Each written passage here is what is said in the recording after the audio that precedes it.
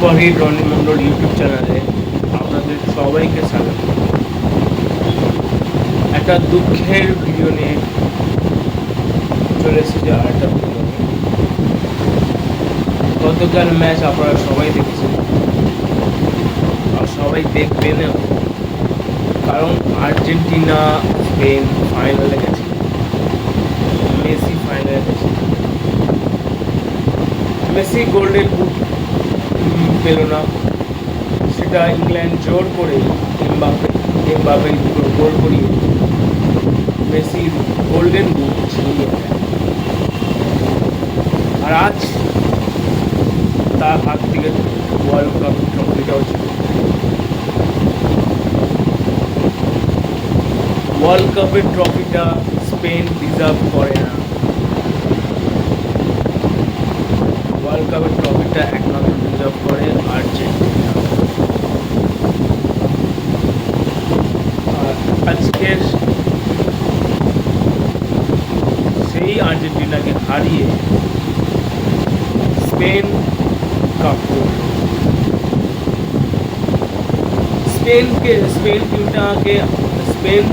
Spain টিমকে আমার মোটেই আমি একদম পছন্দ করি। ওরা যা অ্যাটাক করে খেলে, মেসিকে কভার মেরে ফেলেছে, এটা আপনারা আমাকে কমেন্ট করে জানান যে যে যে স্পেনের প্লেয়াররা কতবার মেসিকে গোল করতে মানে নিজের গোলে নিয়ে যাচ্ছিল, তখন কতবার গোল আটকিয়েছে মেসির গোল, মেসিকে ফেলে দিয়ে গোল বল ছিনিয়ে নিয়েছে। আর রেফারি কিছু বললো না, ফ্রি কিকও ছিল না, ফাউল নেই, কেউ অবজেকশন করে।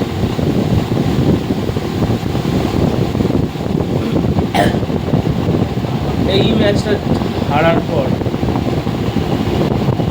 আমরা কিন্তু মেসিকে হারালাম।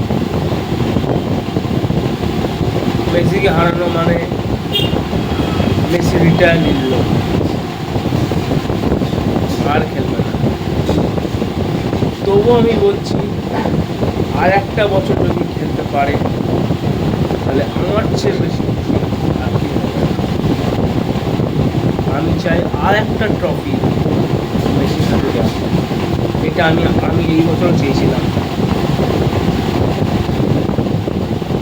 ভাগ্যটা মেসির হাতে ছিল না, ভাগ্যটা আর্জেন্টিনার সাথে দেয়নি, সাথ দেয়নি। তাই আর্জেন্টিনা এই অবস্থা। যেই গোলটা করেছে স্পেনরা, তারা প্ল্যান করে গোল করিয়েছে। আপনারা ভাবুন, গোল একটা স্পেনের একটা প্লেয়ার পাস দিল, ওই দিকে একটা প্লেয়ার ছিল যেখানে গোল হতে হয়নি। সে কি করলো, হেড দিল আরেকটা প্লেয়ারকে। কি করলো, গোলকিপারটা ভাবছে এ গোল, তাই দিকে এসছে, ওই দিকে কেউ নেই। এইটাই সুযোগ নিয়েছে যে এই গোলকিপার এই দিকে এসছে, তুই একটা কাজ কর, ওই দিক থেকে গোল ঢুকিয়ে দে। ঠিক সেটাই হয়েছে। এইদিকে একটা প্লেয়ার ছিল, কেউ গোলকিপার একটু অনেকটাই ফাঁকা ছিল, গোলে ঢুকিয়ে দিল।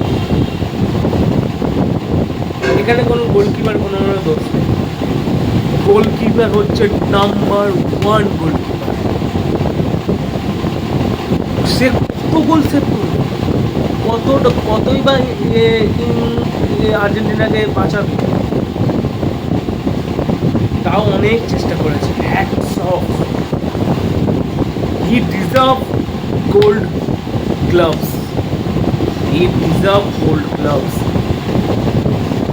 and Messi deserve golden boots, but golden boots are taken from Messi to Mbappe. ছাড় যায় না, যা হবে হয়েছে। খেলাতে হার জিত হতেই পারে, কিন্তু আজকে ফাইনাল ম্যাচ হেরে যাওয়াটা, মেসির লাস্ট ম্যাচ ছিল এটা, মেসি অনেক এটা নিয়ে ভাববে যে এটা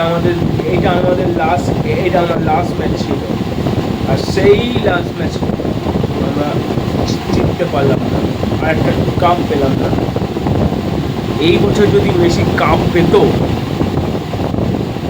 হিস্ট্রি ইতিহাস হয়ে যেত। এই বয়সে পুরো 90 মিনিট যে খেলবে, খেলার পর ফাইনালে ট্রফি যে নেবে, that is call history. Because ওরকম বয়সে অবশ্যই কাপ যে নেয় এটা ইতিহাসই বলা যায়।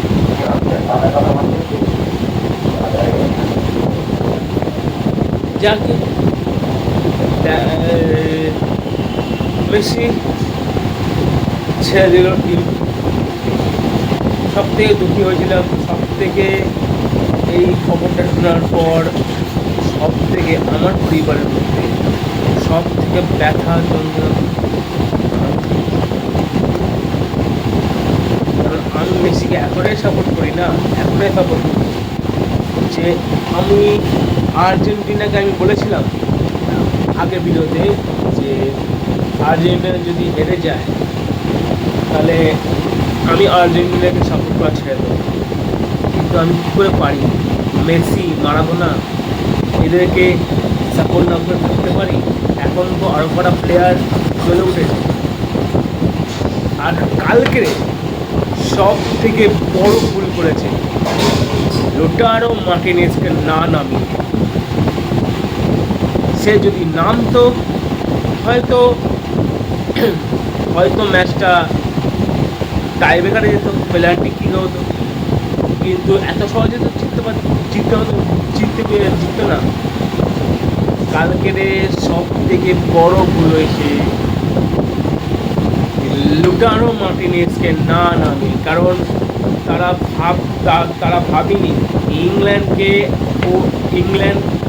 ইংল্যান্ডের বিরুদ্ধে একটা গোল যে দিয়েছে সে ও দিয়েছে লুটারো মার্টিনেজ, আর তারপরে জুলিয়ান অ্যালভারেজ। তাহলে ভাবুন, তাকে আমি হয়েছে হয়তো হাফ টাইমের পর নামাবে, তাকে আর নামাইনি। এটাই তো সব থেকে বড় ভুল করেছে। লুটারো মার্টিনেজকে না নামিয়ে যা ফল সেটা পেয়েছে। লুটারো মার্টিনেজ যদি নামতো তাহলে হয়তো কিছু করতে পারতো, কারণ লুটারো Martinez hats off, he also best player like Messi.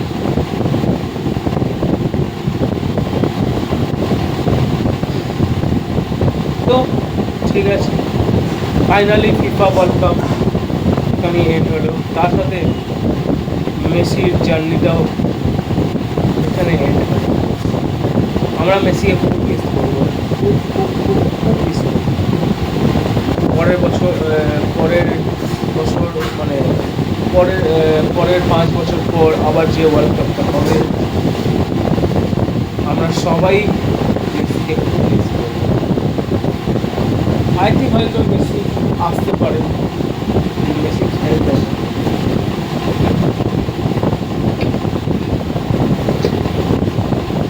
ঠিক আছে বন্ধুরা, ভিডিওটা এঁকে দেখছি, দেখা হয় পরের ভিডিওতে।